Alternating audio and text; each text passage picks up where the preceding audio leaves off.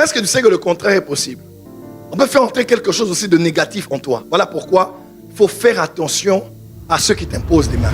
Plusieurs années après, quand je lisais le témoignage de Benson Idahosa, l'un des pères du réveil au Nigeria, il raconte cette histoire. Il dit, 2 pasteurs étaient venus le voir à Benin City. 2 pasteurs. Genre, man of God, notre offrande est là, notre enveloppe, homme de Dieu. Et ils étaient à genoux. Qui n'aime pas les enveloppes? Et ils voulaient juste imposer les mains. Dieu l'a dit, ne les impose pas les mains. Ce sont les occultistes. Il a dit, au nom de Jésus, tout esprit, il a commencé à chasser. Les pasteurs là sont tombés sans qu'il les impose les mains. Ils sont tombés. Et il a dit, si vous ne vous repentez pas maintenant, je vais vous tuer. Parce que c'est quelqu'un qui avait une onction terrible. Il a imposé les mains à une sœur. Dieu m'a dit, ne la touche pas, elle est de la sorcellerie. J'ai dit, ne la touche pas. Et dans mon cœur, celui qui est en moi est plus fort que celui qui est dans ce monde. J'ai pris ma main au nom de Jésus-Christ. Zèle sans intelligence.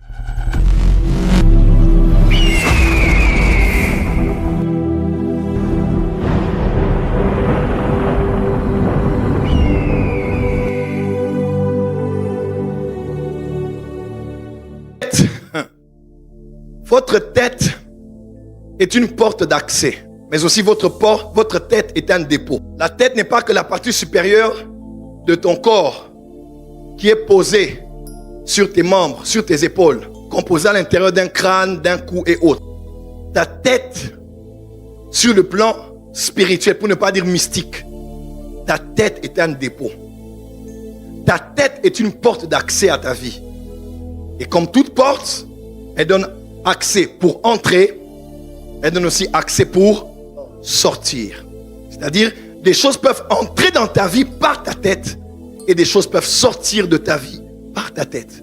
Mais sur ta tête aussi, ta tête est un entrepôt, est un dépôt, un magasin, est un réservoir où tu peux porter des choses, notamment des bénédictions. Dis à ton voisin, on peut introduire des choses dans ta vie par ta tête. On a lu ce verset du bouc, n'est-ce pas? Vous avez vu avec moi? Lorsqu'on voulait collecter toutes les iniquités d'Israël, qu'est-ce qu'on faisait? On imposait les mains à la tête d'un bouc. On confessait les péchés. On mettait les péchés. Le péché est visible. Le péché est matériel. Mais on le prenait, on l'empaquetait, on le mettait par l'imposition des mains sur la tête du bouc. On ne mettait pas sur les pattes, sur le ventre, sur le dos. On mettait sur la tête. Parce que pour que les iniquités entrent dans le bouc, on devait passer par la porte. Et la porte, c'est quoi? La porte, c'est la tête. On impose les mains et on a fait entrer l'iniquité. Et lorsqu'il part avec toute l'iniquité d'Israël. Et Israël est pur et saint devant Dieu à l'instant même. Par ta tête, les choses peuvent entrer dans ta vie. Positives ou négatives. 1 Timothée 4, verset 14, la Bible déclare, ne néglige pas le don qui est en toi, qui t'a été donné par prophétie avec l'imposition des mains de l'assemblée des anciens.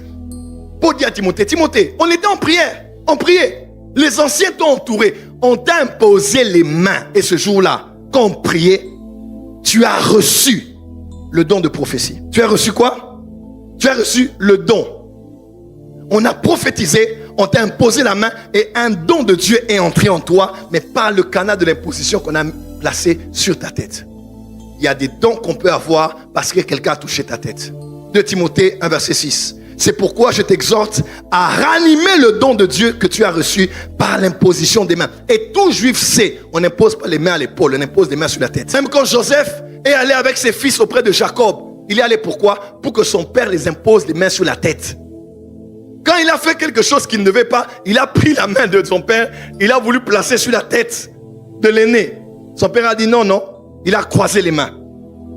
Il a croisé. Et il a mis la main sur la tête. Pour libérer la parole sur le cadet, sur sa destinée, il a mis la main sur sa tête. Laisse-moi te dire que tu as reçu des choses quand je t'ai imposé les mains. Voilà pourquoi, chers frères et sœurs, ne prenez pas les impositions des mains comme un acte anodin. Quand tu viens ici et que l'on prie pour ton fils, on prie pour ta fille, on t'impose les mains. Daddy, je suis venu pour la prière. On t'impose la main, même si tu n'as pas senti, sens par la foi. Même si tu n'as pas vu, même si tu ne sens pas que quelque chose est entré, mais par la foi, crois que quelque chose est entré. Parce que quand on te touche la main, quelque chose peut entrer dans ta vie. Mais est-ce que tu sais que le contraire est possible? On peut faire entrer quelque chose aussi de négatif en toi. Voilà pourquoi il faut faire attention à ceux qui t'imposent les mains. Je crois au Saint-Esprit. Je crois à la liberté de l'esprit. Je crois, en tout cas, je crois aux choses spirituelles. Mais je ne crois pas au désordre.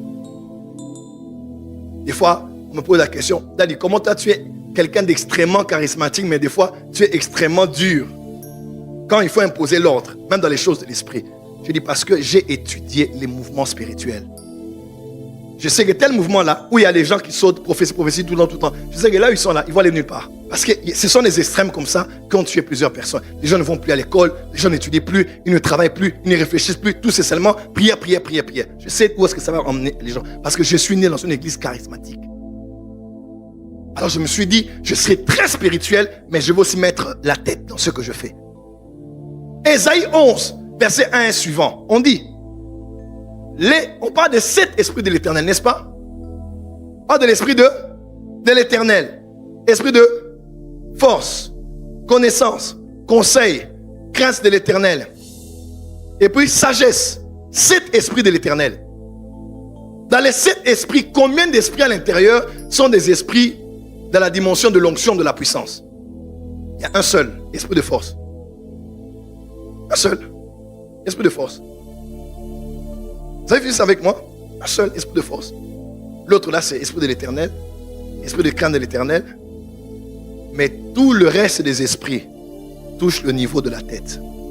Connaissance, sagesse, conseil. Aujourd'hui, c'est le contraire à l'église. Le Saint-Esprit a dit, tu as parlé, power, fire, power. Où est l'esprit de conseil? Où est l'esprit de sagesse? Où est l'esprit d'intelligence? Quelqu'un me suit? Il faut trouver l'équilibre en toutes choses. Et c'est très important. Et un nouveau prophète va là-bas. Allez, toi tu vas et tu donnes ta tête. Ta tête n'est pas une poubelle.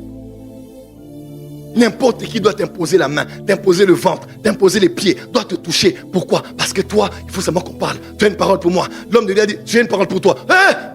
Il est où? Il est où? Il a ma parole. Il a ma parole. Jamais. Il est parti. Je vais prendre l'avion. Je prends l'avion. Dis à ton voisin, calme-toi. Dis à ton voisin, calme-toi. Oh, donc toi, le premier qui vient en ville, toi tu es friand sur ce qui est nouveau. Quand c'est nouveau, la façon dont tu es zélé, mais quand tu as déjà fait quelques mois avec ça, oh biche, Joël là et Simian.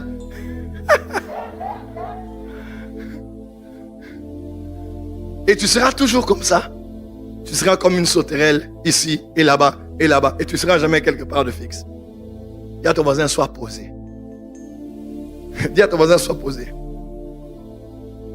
Autant que je crois au serviteur de Dieu, je ne donne pas ma tête à n'importe qui. Parce que ma tête est un portail qui laisse entrer des choses dans ma vie. Quelqu'un peut dire amen? Mais attention, on peut faire sortir des choses. 1 Timothée 5, verset 22. N'impose pas les mains à personne avec précipitation et ne participe pas au péché d'autrui. Est-ce que tu sais que tu peux participer au péché de quelqu'un en imposant les mains? Je donne toujours ce témoignage. Je n'oublierai jamais ça. J'étais à la jeunesse de l'église, très zélé, évangéliste Francis. Homme d'onction, l'homme de power. J'étais béni chez moi à l'église. Je faisais tomber tout le monde à l'église. Take it. Une fois, j'arrive à la jeunesse et le prédicateur prêche et il fait l'appel. J'avais prêché, je crois que c'était moi qui avais prêché même, je crois. Et on fait l'appel, tous les évangélistes étaient là, on devait imposer les mains aux gens. Et moi je savais que moi quand je touche, quelqu'un tombe. Tout le monde à l'église savait, quand c'est le frère Francis qui prie, les gens changeaient de direction. Ils fuyaient les autres pasteurs. Ils allaient, toute la queue allait dans ma direction.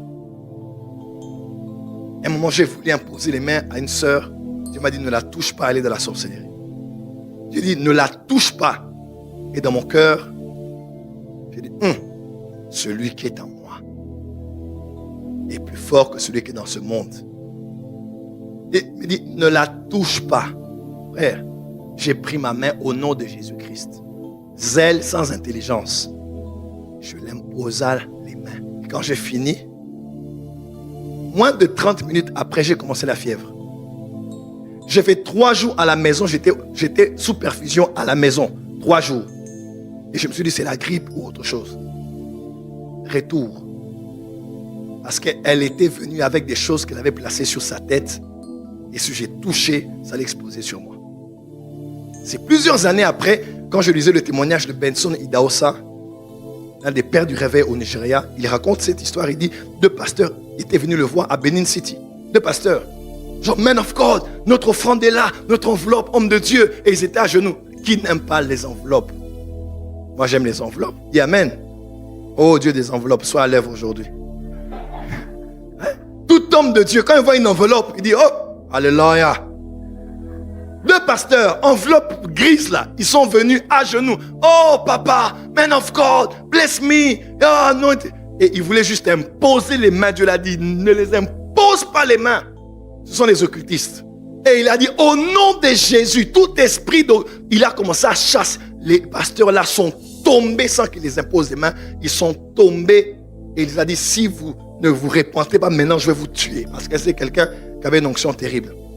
Et ils ont confessé, ils ont dit, on était venus avec des bombes, des grenades spirituelles dans la tête. Si tu osais seulement nous toucher, tu allais mourir. En toute chose, la parole est bonne, mais la révélation est mieux. Parce que le Saint-Esprit peut te dire, pour cette occasion, n'applique pas la parole. Il faut faire attention. Tu peux prendre aussi des mauvaises choses. Voilà pourquoi n'est pas la... Voilà, aujourd'hui, vous allez voir quelqu'un, à peine il commence un peu à faire l'évangélisation en route là-bas, impose les mots aux gens. Papa, nous, on imposait aux gens des mains. Tu vois une femme, tu l'imposes la main. Quand tu quittes sa présence, tu sens que ton corps a des envies sexuelles bizarres. Pourquoi? C'était l'esprit qui avait à l'intérieur d'elle. Même si elle n'avait rien manifesté de tel. Le monde spirituel est bizarre. Ne sois pas pressé de mettre les mains ici. Mets les mains à toi. Fire. Continue.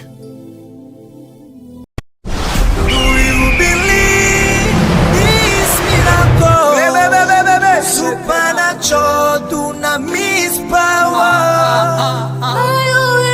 Rakoto